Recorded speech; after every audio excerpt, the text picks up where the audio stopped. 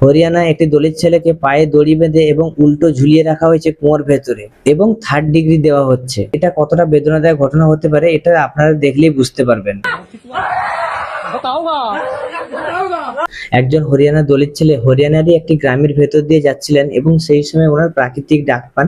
উনি জমিনের মধ্যে নেমে পড়েন এবং সেই সময় কিছু গ্রামবাসী ওনার উপরে অভিযোগ করেন উনি নাকি মোটর চুরি করেছেন এবং সেই মোটর চুরি করার অভিযোগের উপরে ভিত্তি করে ওনার পায়ে দড়ি বেঁধে এবং কুয়োর মধ্যে উল্টো ঝুলিয়ে রাখা হয়েছে এবং 3rd ডিগ্রি দেওয়া হয়েছে। স্রেফ একটি অভিযোগের উপর ভিত্তি করে একজন মানুষকে কিভাবে এতটা নির্দয়ভাবে অত্যাচার করা হতে পারে। যেই সব লোক ওই ছেলেটার উপর অত্যাচার করছিল সেই সব লোকের মধ্যে একটা মানুষের মধ্যে কি একটা মানবিকতা বলতে কিছু নেই? যদি তর্কের কাছে ধরে নিলাম ওই ছেলেটা চুরি করেছে কিন্তু বর্তমানে প্রমাণ হয়নি, সামান্য একটি অভিযোগের ভিত্তি করে এরকম ভাবে অত্যাচার করা হবে?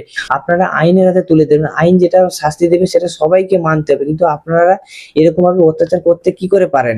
যদি ওই ছেলেটার কিছু হয়ে যায় তার পরিবারের দায়িত্ব কি আপনারা নেবেন? আপনারা তো নেবেন না।